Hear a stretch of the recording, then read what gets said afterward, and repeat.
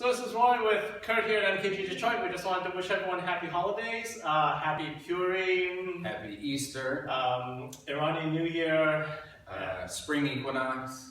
And I think that should do, and Holi, happy Holi for our Indian friends. So we just wanted to do a holiday Hubad episode again to show us playing around with mainly two ideas, one from the 50-50 range and one from the elbow tie-up. But you're going to see when we play, we're going to be going in and out and trying different things, but it's sometimes helpful to at least have a base nucleus to start from. Okay, so the two positions that we're going to show, and then again you can deviate and go from there, is just this 50-50 tie-up, so one hand on the neck, one hand on the neck, elbow in the center of the chest, and likewise, then this free hand is inside the crook of his elbow, his is in mine, mostly to prevent any shots, but for right now, just to monitor and have control. The second position is if we just slide down, I'm on his bicep and he's on mine. The easy way to explain this, he throws a wide right, I throw a wide right, and here we are, okay? Now, from either position, I can snake my hand inside and he does the same on his, and we slide along and switch. He's trying to prevent me from having two in, a more dominant controlling position, and likewise I'm trying to prevent him. So we should, in a 50-50 sense, go back and forth. Okay? If we move to the bicep and here like this, the same idea is true. I would rather have both inside and have a more dominant control of his arms. So to prevent that, when I go inside, he does the same on his side. And now we just push back and forth. Basic bicep pummeling.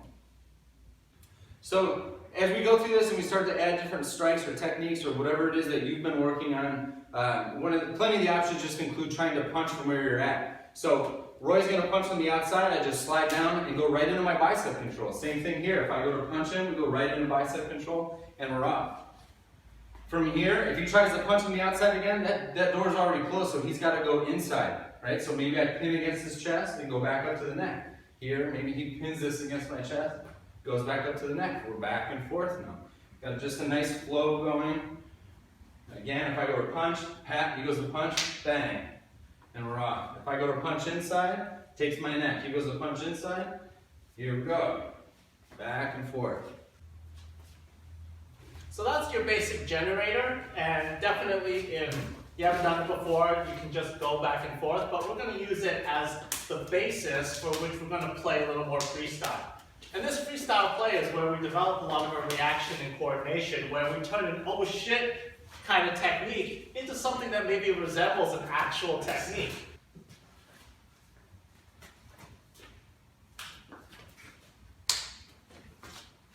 You know, sometimes if we have the shot, we just pause for a second rather than take it. That allows us to train without equipment fairly easily.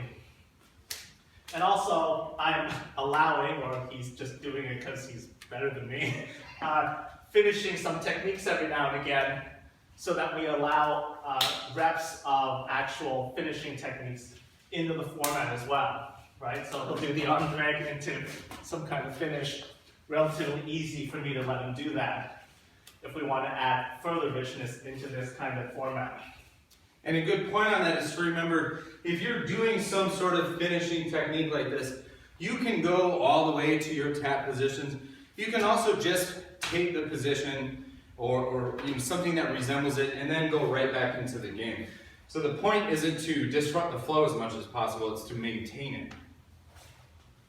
Or one step further, he can pause, allowing me to counter, right? So if I do the arm drag, maybe I kind of pause for a second as he thinks of something to do. And it can be very improvised, and once you figure out what you like, you can then rep it out and turn it into a technique you actually work on. And this is how we discover things. I don't always even know what to ask until Kurt does it to me, and then I'm like, oh, how'd you do that? And that's how learning happens. So you saw maybe in Tuesday's episode, Dave Hurst throwing that trap and right hook combo into the low hook and jab. So I'm not always able to pick it up with what I would ideally want. So this kind of format trains me to pick stuff up at all costs by just reacting to what's happening.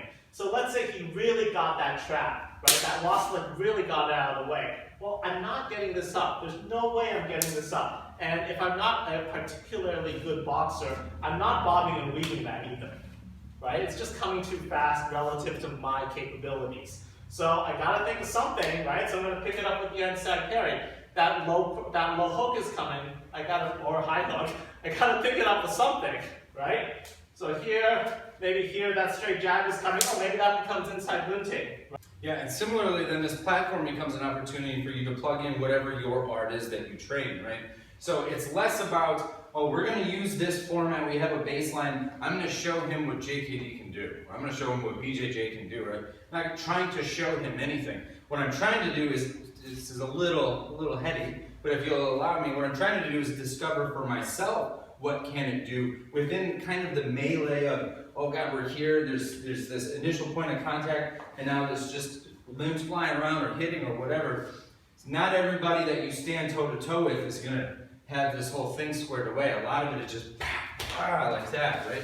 Well, okay, now it's time for you to figure out, how does my art work in this format? And when you do this in a methodical way, that means slow, controlled, with intent, trying to learn as you go, help each other learn as you go, it's an awesome platform for that. But what's an educated response I can have? Now, when we go here and we introduce some pausing, like Roy is saying, just for a moment, it gives him a chance to go, oh yeah, what are my options from here? Okay, and then we go through, so that the next time when it happens more abruptly, that movement is installed for him already. Nice. Not my favorite self-defense move, but fun for.